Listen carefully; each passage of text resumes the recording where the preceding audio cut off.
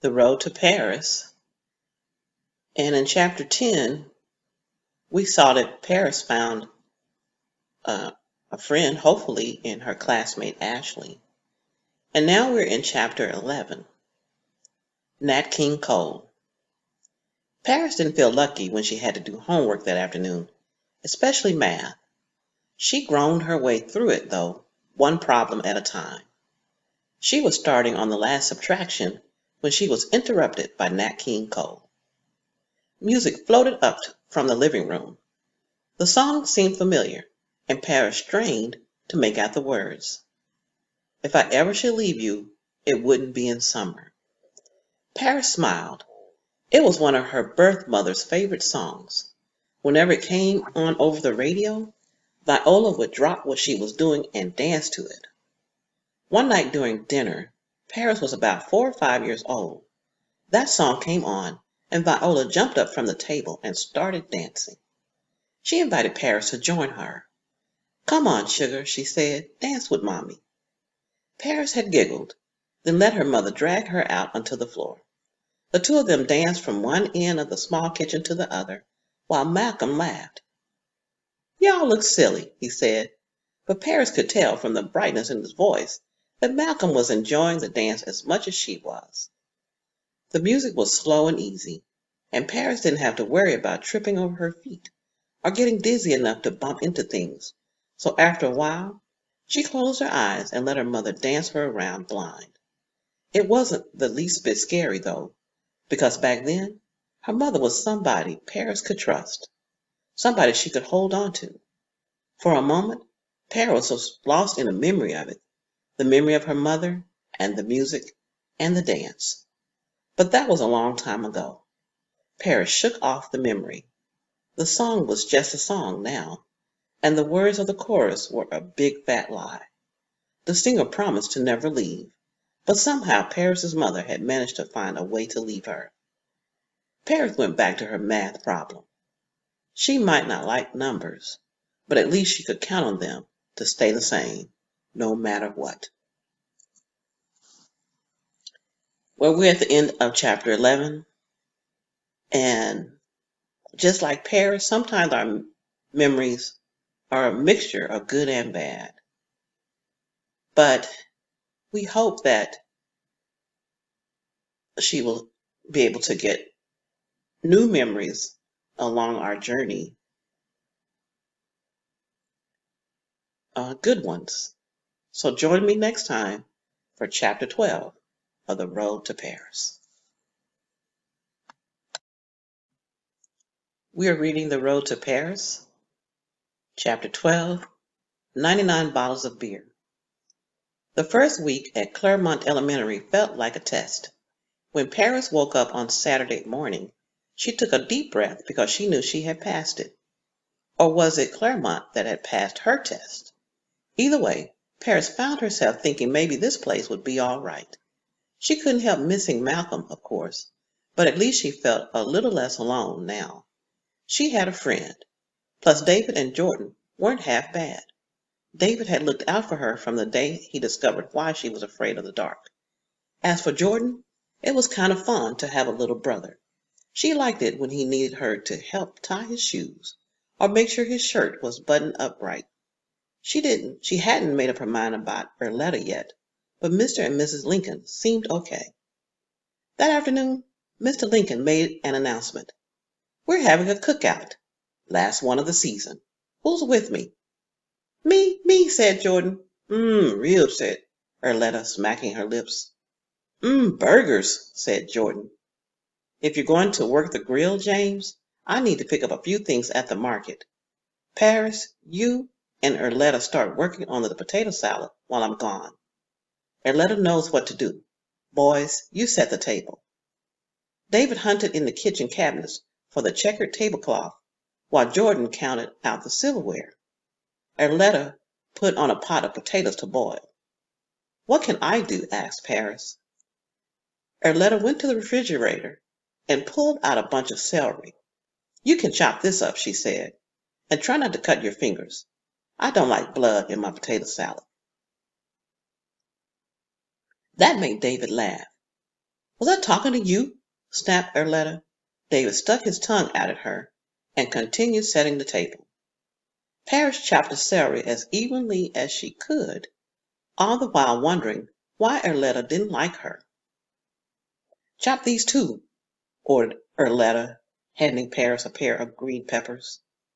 Meanwhile, Arletta peeled a red onion over the sink under a spray of cold water. What do you mean that first night? Parrish asked. About what? When you said I probably wouldn't be here that long. Nothing, said Arletta. Forget it. Tell me, said Parrish. What do you mean? Arletta turned off the faucet, shook the onion, and laid it on a cutting board. You really want to know? Uh-huh. Arletta shrugged. Fine. That room you're in? You're not the first foster kid to stay there. 5 other foster kids have slept in that room. Parrish stopped chopping the green peppers. 5? 5. Well, what happened to them? 2 got in trouble and went to juvie. 2 went back to their mamas, and 1 turned 18 and left the system. Oh, said Parrish. So, I'm betting you're not going to be here for more than a minute either. I'm the only one who sticks, and I'll be here long after you're gone. So, like I said, don't get too comfortable. Don't worry, thought Parrish. I'm never that comfortable anywhere. She went back to chopping the peppers. When the food was ready, Parrish plopped down in the chair next to Mrs. Lincoln, licking her lips at the sight of that mountain of ribs, burgers, and toasted buns in the center of the table. She turned to smile at Mrs. Lincoln, and she smiled back. That was when Parrish saw a can of beer next to Mrs. Lincoln's plate. Mr. Lincoln had one too. Suddenly, Parrish wasn't so hungry anymore. After Mr. Lincoln said grace, everybody dug in, except Parrish. She nibbled and stirred the potato salad around her plate. A few small bites was all she managed to swallow. Parrish, what's wrong? Asked Mrs. Lincoln. Nothing, whispered Parrish. Her taste buds didn't seem to be working. They weren't able to distract her from the cans of beer on the table, or keep her from thoughts of her mother, whose drinking binges always began with a cool can of beer. Parrish felt a rumbling in her stomach that quickly moved up into her throat. She bolted from the table, and thankfully made it to the bathroom in time.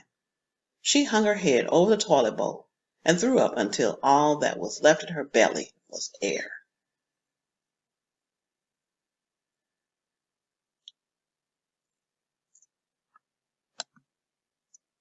Parrish, are you all right? Mrs. Lincoln asked through the door. Parrish rinsed her mouth out before answering.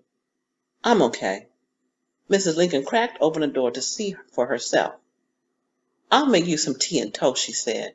That'll help settle your stomach. Parrish smiled weakly. Thanks. With her eyes on the floor, Parrish returned to the kitchen and sat down. She sipped her tea and ate her toast in silence, then excused herself and went to her room. Mrs. Lincoln checked on her twice before leaving her alone for the night. And a long night it was. Parrish lay in bed for hours, wondering how many beers were being guzzled, wondering when the yelling would start, wondering when Mr. and Mrs. Lincoln would storm out into the night in search of the nearest bar, wondering when she and all the other kids would be left home alone. But the night was as quiet as any other. There were no sounds of fighting or even arguing to be heard anywhere in the house. The next morning, Parrish tiptoed downstairs before anyone else was up. She slipped open the refrigerator, found 3 remaining cans of beer. One by one, she poured the contents down the drain of the kitchen sink. Then she took the cans to the backyard and hid them behind the shed. When she opened the screen door to come back into the house, she found Arletta standing there. If they had a drinking problem, said Arletta, getting rid of their beer wouldn't help. I should know. I tried that with my last stepdad. Parrish pushed past Arletta without speaking. They like beer once in a while is all. Not everybody who likes beer has a problem with it, but some do, said Paris, barely above a whisper. Arletta sighed. Yeah, some do. Later that evening at dinner, Mr. Lincoln said, I could have sworn there was some beer left. Arletta glanced at Paris, then looked away. Paris held her breath, waiting. Oh well, he said.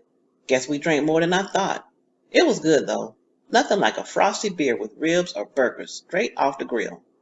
Got that right, said Mrs. Lincoln, and that was the end of it. The subject was never mentioned again. Paris sighed and felt the fist inside her unclench, one finger at a time. Well, we're at the end of chapter 12, and we see that Paris still has things that make her nervous and afraid. But she's getting more and more comfortable with her new family. So we're going to find out what happens to Paris next in chapter 13. So stick with me and let's continue this journey on the road to Paris with chapter 13.